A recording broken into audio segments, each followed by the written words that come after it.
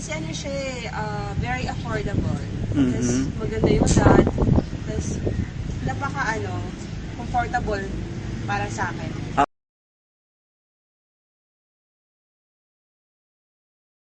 Dito, gusto ko siya kasi napakalinis. Mhm. Napaka-fresh ng air, tsaka ang lapit lang kahit saan ka punta. Mhm.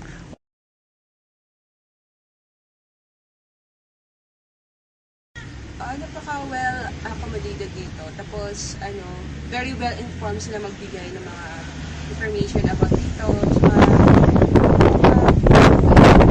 Okay, salamat po. Salamat po.